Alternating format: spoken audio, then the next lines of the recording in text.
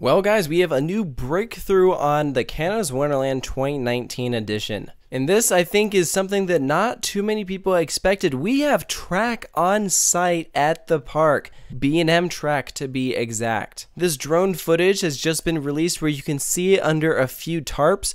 It looks to be reddish brown, and actually you can see some vortex track right next to it. If you are wondering, that vortex track has been removed because what they are doing is building an underwater tunnel underneath vortex, and so they want to be able to have vortex open for when the park opens in the spring. And so in order to do that, they are physically removing pieces of the track so that they can build the underwater tunnel and then replace the track so that section of the construction is finished in time for when the park opens. So my guess is that they have some B&M track there so that they can put the track in that underwater tunnel so that they don't have to worry about that and they don't have to close vortex anymore. They can continue with construction like normal. And something that I neglected to mention in the past speculation video is that we do know that there will be some supports going over the water, which I guess is kind of obvious now because we know that there's going to be an underwater tunnel. So it's just assumed that there's going to be some supports over there. But this whole project is turning out to be a lot larger than I think some people realize.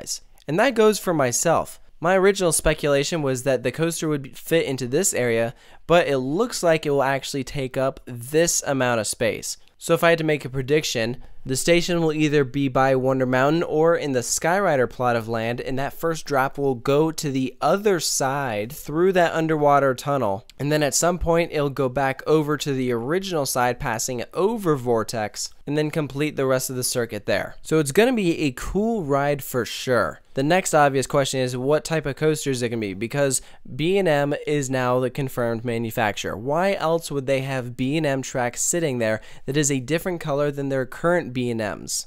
The only logical explanation is that they are getting a new B&M. What I find interesting is the color that they chose. It's too similar to Vortex if you ask me. I would have gone for a different color. But now we gotta address the type of B&M. A lot of people are saying that it is dive coaster track because it has a wider spine than most. And looking at it, I think that makes sense. I figured it's either going to be dive or wing.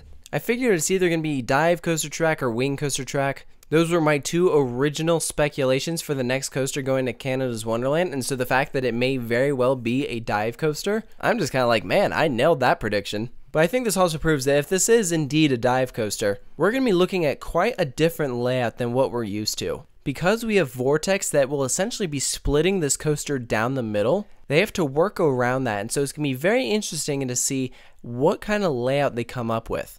Are they going to have that drop go into the underwater tunnel underneath Vortex into an Immelman and then it goes like out back to the original side? Or are they going to include a few more elements while it's out over there before bringing it back? It's tough to say, but this project is definitely intriguing me now. To my understanding, there's already footers in the ground, so the fact that they're working on it this early when it's not going to open for over a year, it really shows the magnitude of this project. This ride is going to be tall, it is going to be fast, and I wouldn't be surprised if it has a decent amount of theming with it. I mean, think about it. A lot of the times when you have a coaster that you are building so far in advance, part of that reason is when you have a decent amount of theming that you need to finish as well. Look at something like Terran or any of the Disney coasters. Theming takes a lot of time, so I could see them doing some cool theming to this ride. So those are pretty much all the new info that we know. But just talking about the ride itself, what we know, I'm not really that surprised that they went with a dive coaster. I think it'll be a decent enough fit for the park. I think launched wing is probably the best option that they could have gone with, but I think a dive coaster will work well here. They're big crowd pleasers.